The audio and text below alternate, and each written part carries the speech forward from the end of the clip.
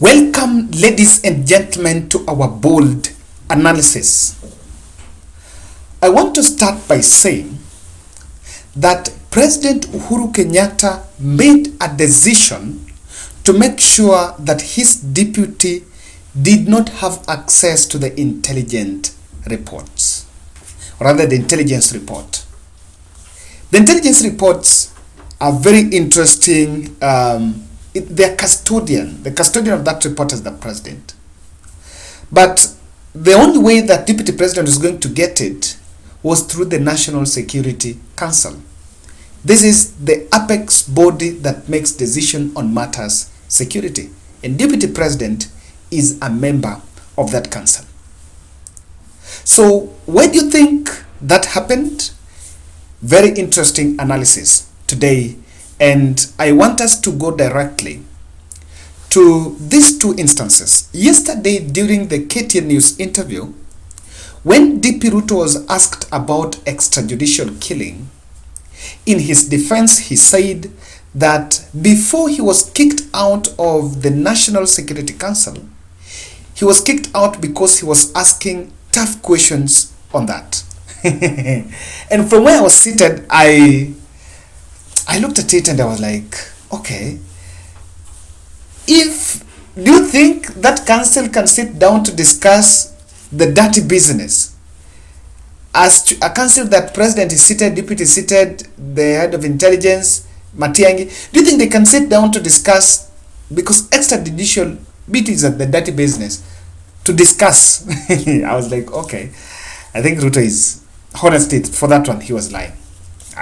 My personal opinion though, I feel he was lying.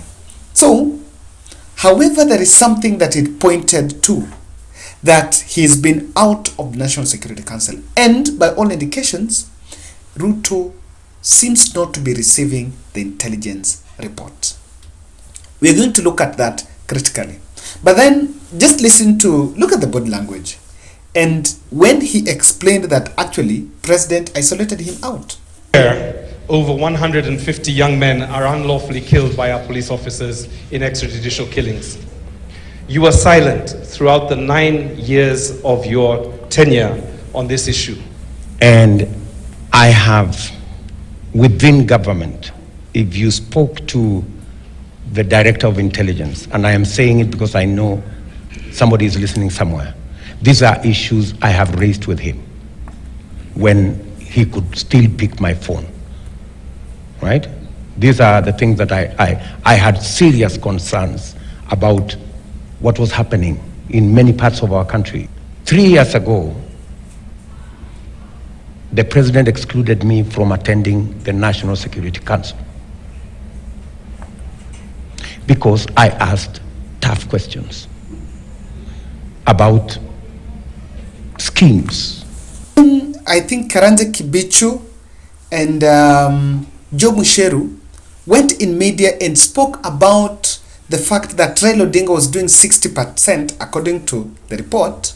Ruto became honestly very agitated and the team went after Kibichu. In fact, all the other opinion polls that have been done by these private firms, they have not been so much reacting to that. But that of Karanja Kibichu really rubbed him off. And when he went to Machakos, he had a very strong words on that. By the way, you could see a contradiction because when in Machakos, he actually said that the intelligence reports that both him and Uhuru receives are different from what Karanja Kibichu receives. But then, on this one, he's saying he's not been attending the National Security Council.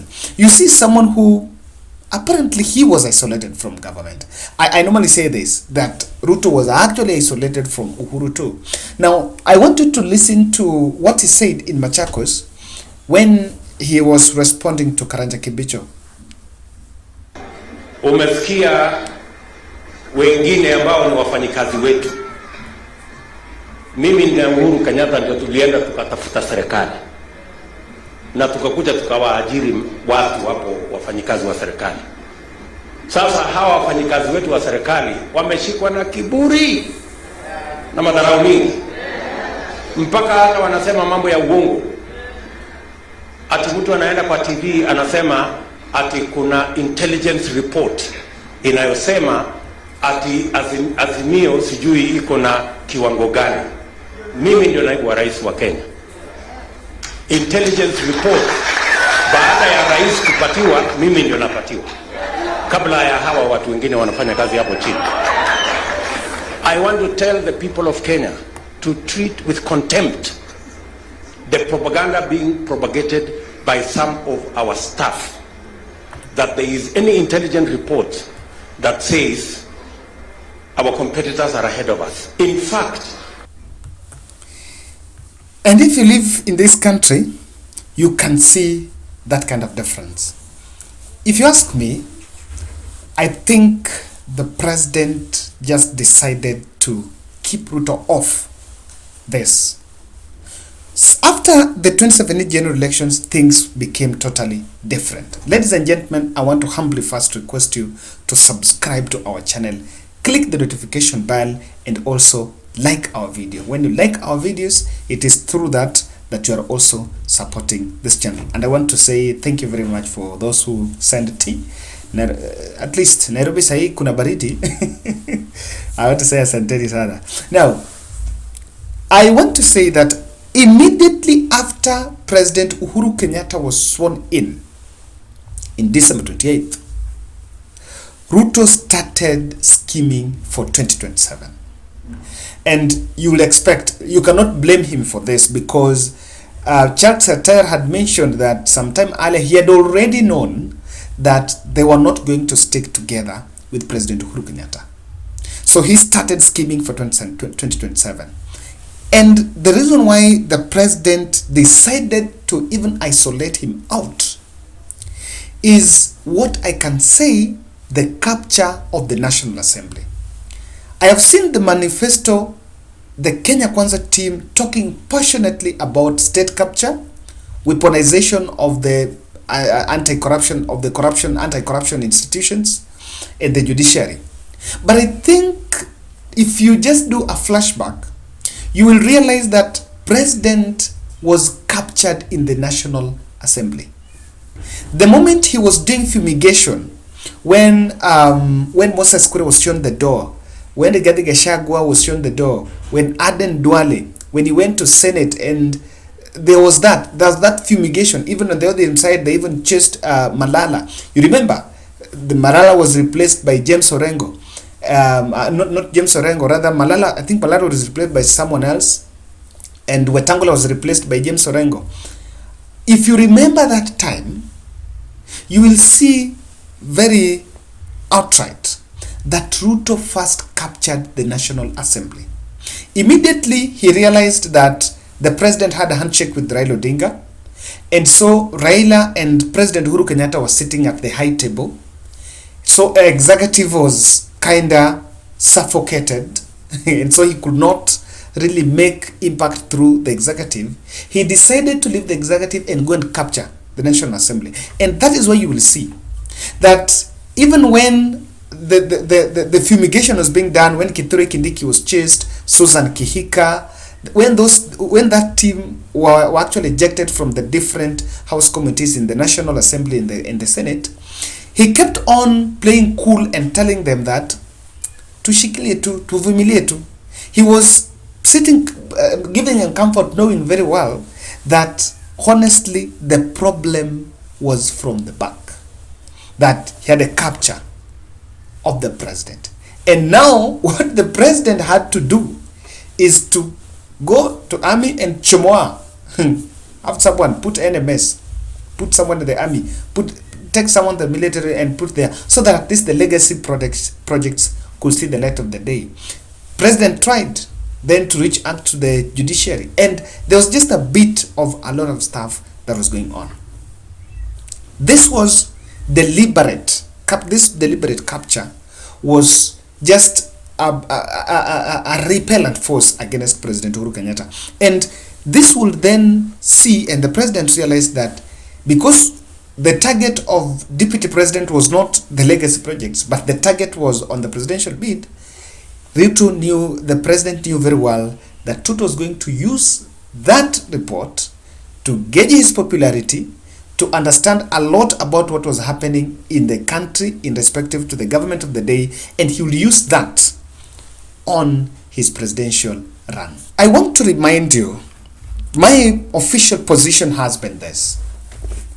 Whether there was to be a handshake or BBI that was bringing together President Uhuru Kenyatta and Raila Odinga, Deputy President William Ruto was going to walk out of government. Because already he had known that there was that Jubilee 1, there was that Jubilee 2, and because he had the presidential ambitions of in 2022, of course he wanted to walk out of government so that he can disassociate with the baggage of Jubilee and perhaps from there get another momentum. So whether Raila was coming in government through handshake, whether Raila was in picture or not, Ruto was to get a slightest reason to fall out with President Uhuru Kenyatta.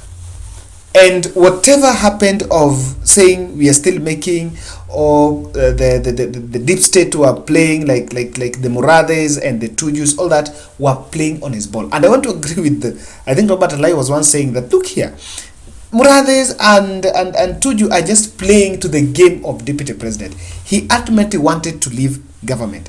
This was there, and the president realized that the best way Ruto will do was to make sure that he stifles the presidential plan. He makes sure that he brings the fall of President Uhuru Kenyatta.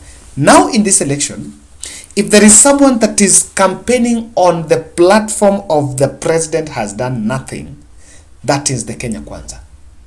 They're using that not really to tell Kenyans that the president has not done, not because they are not in good terms with the President Uhuru Kenyatta, but he already had known that with Raila and the other team that was now scattering, most probably Raila was going to run through the government, because there are all signs that the Mount Kenya Foundation, President Uhuru Kenyatta, there were all signs that Raila Odinga was going to get the government, the support of the state. Remember in first interview, he made an interview that they agreed with that handshake was not going to propel Raila Odinga to be a presidential candidate. And at somewhere midway, that changed. But Ruto knew that Raila was going to be on the ballot in 2022. And because Raila was going to be on the ballot, Raila would stick with the president, and the best thing he will do is to walk out and form and run opposition. Now, because he will use those reports to know that in specific area, this is the problem, he will really rush there and do very quick suggestions. Remember, these projects that were never planned at the national, or rather the executive, are not funded, but to go there because you want to manage the expectations and you want government to be popular in some areas, you'll go there and launch projects and campaign and say, you will launch as many as possible until the president said, now, I think enough was enough. Guys, I want to mention two things. And if Ruto will become the president, I don't think it will be on the platform of dynasty or narrative. It will not be on the class clusters, the class division. I don't think it will be that way, because that failed. And if you remember, somewhere during COVID is when the empowerment projects then got momentum, and there was all that activity from Karen and giving people wheelbarrows and sewing machines and all that. The president was very disturbed going in public and say that, look here, wacha kugawanya watu kwa sababu ya wacha kugawanya watu, we are already breaking this country. And the president was feeling like that hustler versus dynasty narrative. Initially it was hustler versus dynasty, but I think midway they dropped the dynasty, then it meant let's just go with the hustlers. And it was, the president was, because he was receiving those reports, was feeling that that hustler narrative was one that was creating a class war, where people will feel like us, we are not part of the country.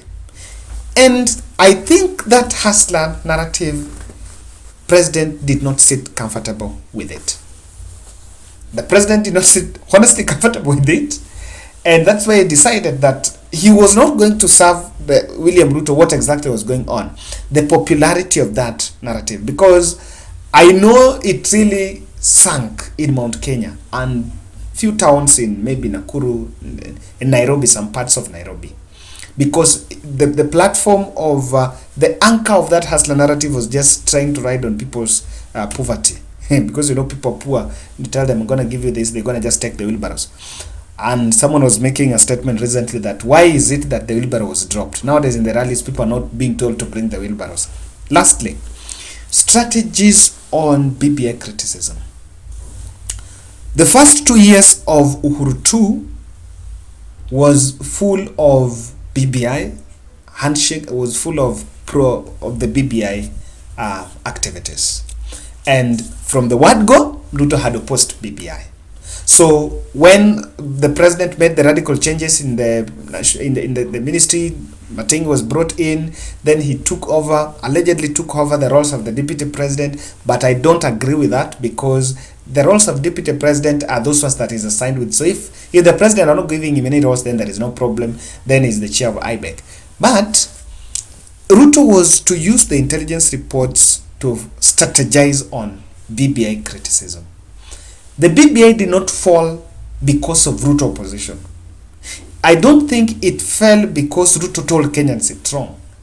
I appreciate the narrative that it might have fallen because of bad blood between the president and the judiciary. And it might have also fallen that it is the making of President Uhuru Kenyatta and Raila Odinga. They might have realized that, okay, this is not what is going to give us an anchorage for 2022 politics, so let's drop it, focus on the election first. After election, we shall find a way we can revive it. But DP Ruto would then use the intelligence information and whatever was happening around the country to make sure that he tells his craft strategies to shoot down that criticism, that BBI. Because remember, BBI was heading to a referendum. So after all that, we were to head to a referendum. And if Ruto would have known what exactly is happening around, he would have really planned against success of a referendum. Ladies and gentlemen, that is my bold. And I can tell you this was one of the most difficult analysis I did. But I hope you've got something. Yes.